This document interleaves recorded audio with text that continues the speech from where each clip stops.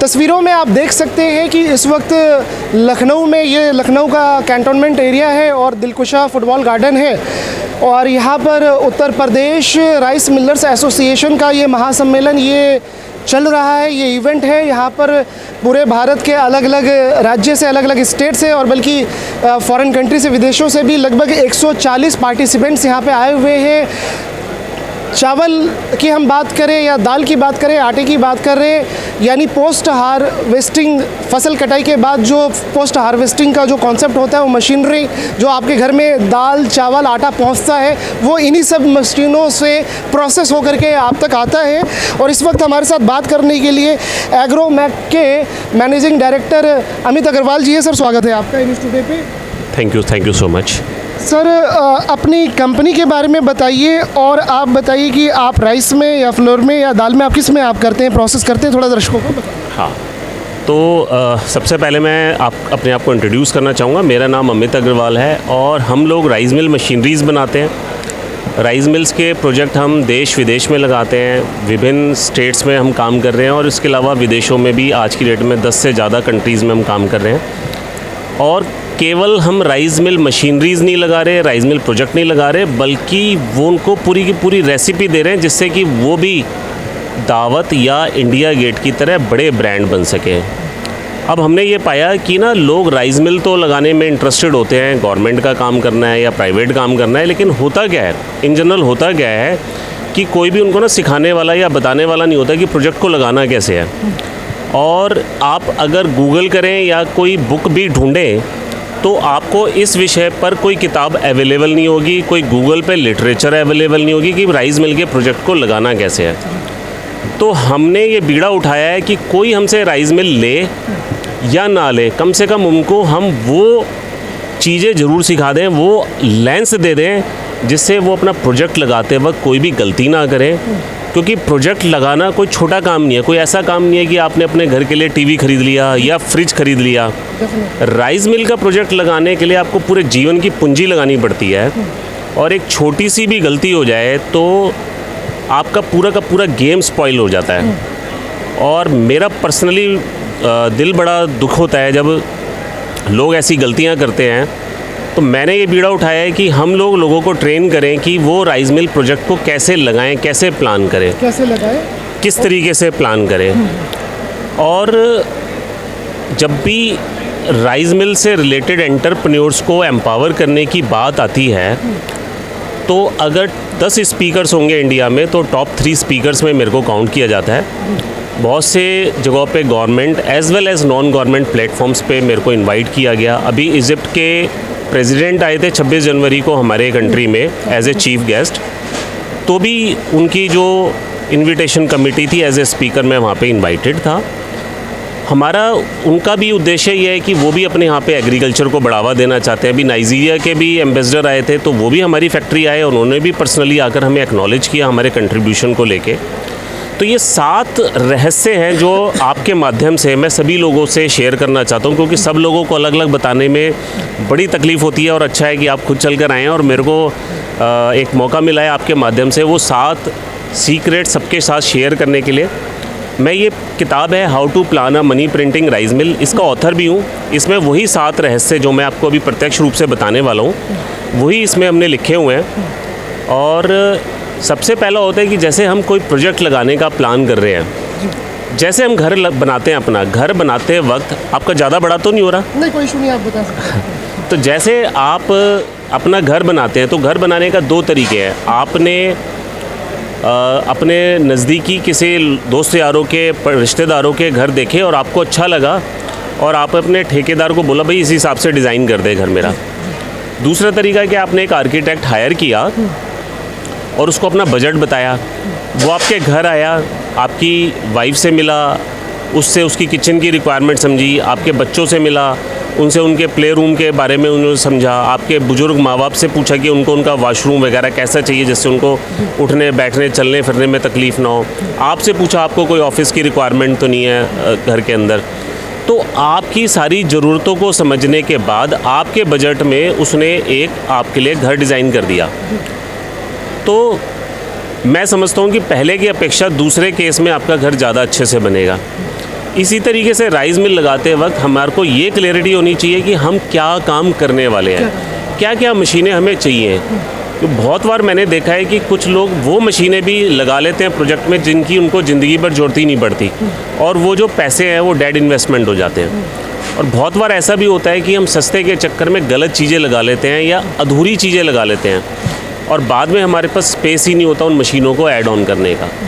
और जनरली मैं भी ये कहूँ कि अगर एज ए सेलर हम जितने भी लोग यहाँ पर बैठे हैं, सबकी कोशिश ये होती है कि प्रोजेक्ट कॉस्ट कम करके दिखाना, जिससे कि बायर ले ले, लेकिन पूरी पिक्चर कोई नहीं दिखाता। कल ही मेरे पास एक कस्टमर बैठे हुए थे, तो वो कहते हैं कि 4 टन का प्लांट हमें किसी ने बोला है कि पूरा प्रोजेक्ट 1 करोड़ में लग जाएगा। तो मैं उनका बजट डिज़ाइन कर रहा था, तो मैंने कहा जी आपको अगर किसी ने बोला 1 करोड़ में लगेगा तो आप अपनी किताब लीजिए और पेन लीजिए और आप लिखना शुरू करिए। तो मैंने कहा आप सारे प्राइजेज़ लिखे। तो जब सारी चीज़ें उन्होंने जोड़ी तो उनके प्रोजेक्ट की कॉस्ट बैठी 2 करोड़ रुपए। 2 करोड़ पहुंच गई 1 करोड़ से। 1 करोड़ से। और मैंने नहीं कुछ किया, मैंने कहा आप जिससे भी प्राइस लेके आए हो वो जोड़िए, प्लस जो जो एसेसरीज आपने छोड़ दी हैं वो भी तो लगेंगी ना। तो वो सारी जब खुद जोड़ने लगे, सब जोड़ने लगे, तो उनका प्रोजेक्ट की कॉस्ट 2 करोड़ पहुंच गई। तो एक्चुअली क्या होता है, लोगों को ना बजट प्लानिंग करने में भी मिस्टेक करते हैं। तो ये दूसरा पॉइंट ये है कि हमें बजट जब प्लान करना है वो इस तरीके से करना है, कोई चीज़ रहनी नहीं चाहिए।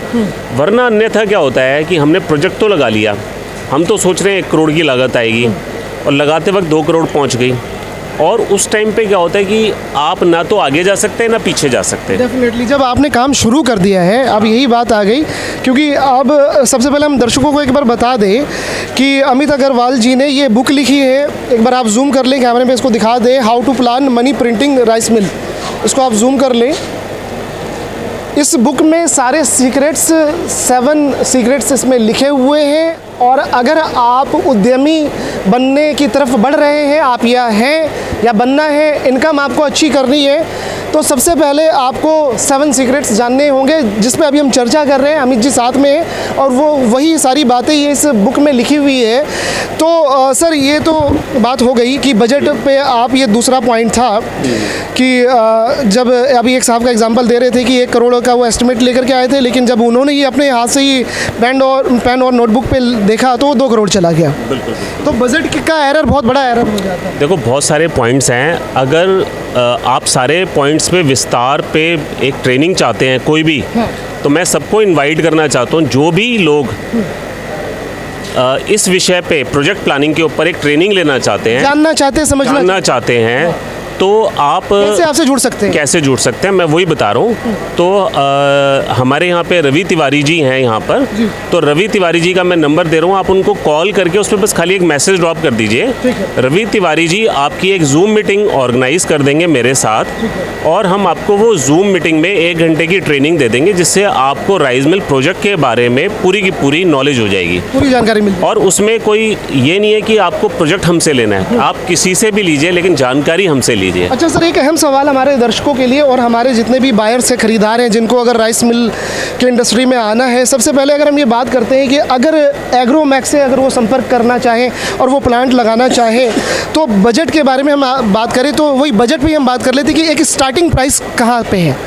मैं वही चीज़ आपको बता रहा था, एक स्टार्टिंग प्राइस, एक स्टार्टिंग पॉइंट और एक मैक्सिमम वाला। मैं वही चीज़ बता रहा था। देखो राइस मिल की हम जब बात कर रहे हैं तो 50 लाख से लेके 50 करोड़ रुपए तक के प्रोजेक्ट लगते हैं। अच्छा, 50 लाख से 50 करोड़ तक के प्रोजेक्ट लग जाते हैं, लेकिन आप किस लेवल का काम करना चाहते हैं। दूसरा, ये 50 लाख की जो बात हो रही है जी, अब ये क्या मिनी प्लांट है, ये आज की डेट में इकोनॉमिकली वायबल नहीं रहे हैं। जो वायबल नहीं, 50 लाख, मैं मशीनरी की बात नहीं कर रहा, मैं प्रोजेक्ट कॉस्ट की। तो 50 लाख की जब आप प्रोजेक्ट कॉस्ट पे काम करते हो तो आपके लिए 10-12 लाख रुपए में आप मशीनरी लाओगे, छोटा मिनी प्लांट लेकर आओगे।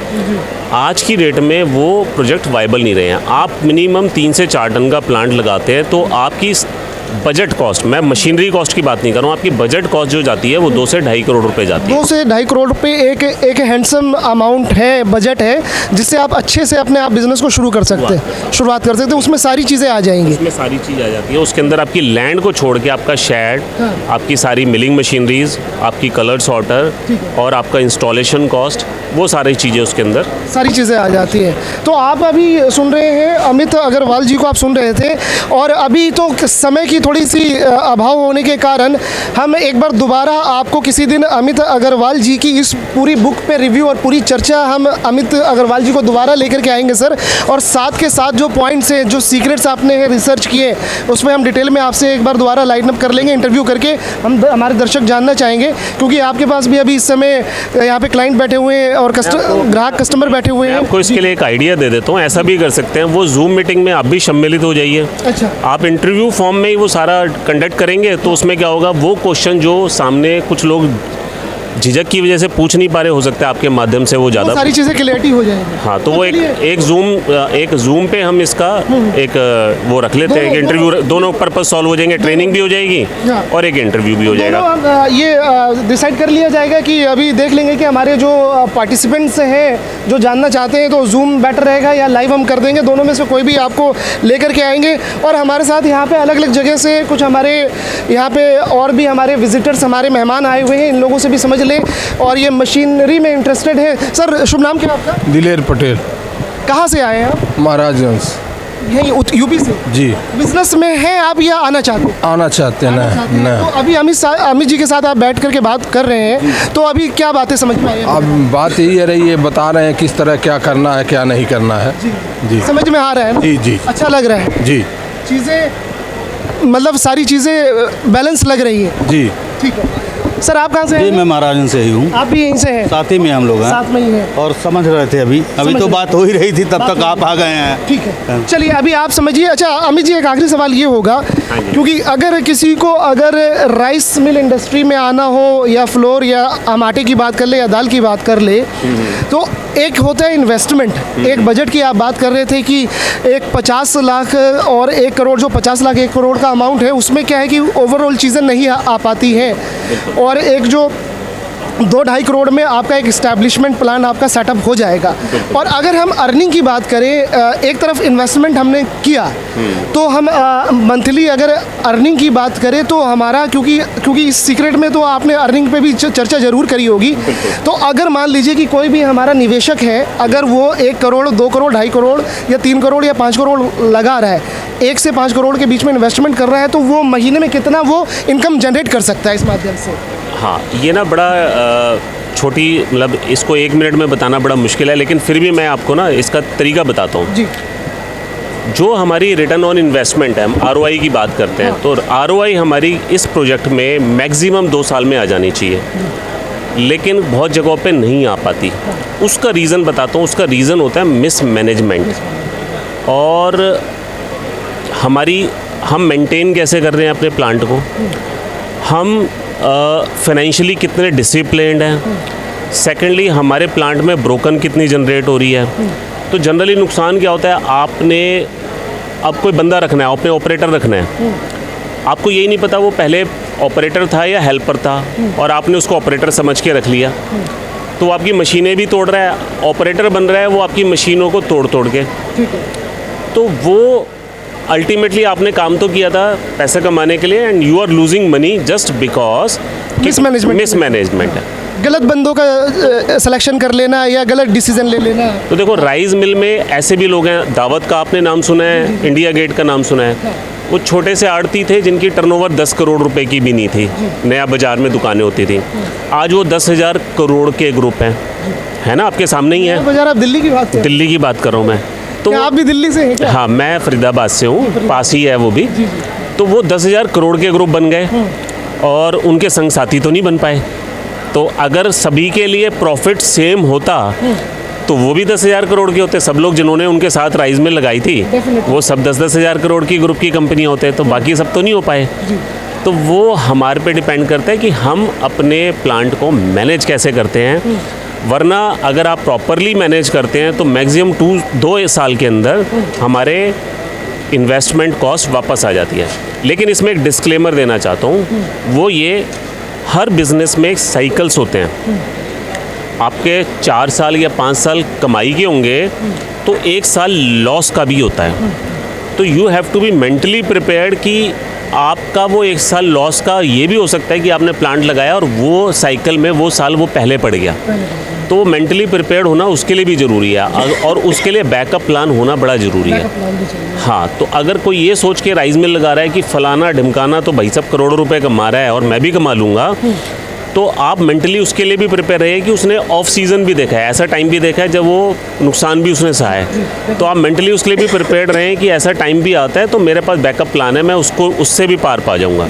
अमित अग्रवाल जी ने अपनी कंपनी यानी एग्रोमैक के एक भी मशीन के बारे में नाम भी नहीं लिया और उसके दाम और उसके प्राइस के बारे में नहीं, बल्कि आपके वेलफेयर के बारे में कि आप जो एक अपनी पूरी ज़िंदगी की जो खून पसीने की गाड़ी कमाई आप लेकर के आते हैं, तो वो पैसा आपका बेकार ना हो, आपका पैसा सही जगह पे लगे और आप कुछ पैसे निकाल पाएँ, बना पाएँ। सारी चीज़ें, ये वेलफेयर की बात भी बहुत ज़रूरी है। बिज़नेस भी ज़रूरी है, कंपनी के बिज़नेस की भी, सेल की भी, उनकी भी, वो भी बहुत इंपॉर्टेंट चीज़ है, लेकिन आपका फंड का भी सही जगह पे इस्तेमाल हो वो भी बहुत ज़रूरी है। दोनों का ख्याल अमित जी और इनकी एग्रोमैक कंपनी रख रही है। आपको हम नंबर और वेबसाइट सारी डिटेल हम आपको दे देंगे, स्क्रीन पे आप देख लीजिएगा। और अगर आप बिज़नेस एंटरप्रेन्योर की तरफ आप जा रहे हैं तो एग्रोमैक से संपर्क जरूर करिएगा। आप देख रहे थे न्यूज़ टुडे का ये खास कार्यक्रम, आप बने रहिए और भी हम आपको इस इवेंट में क्या खास है हम आपको दिखाएंगे। आप बने रहिए न्यूज़ टुडे के साथ।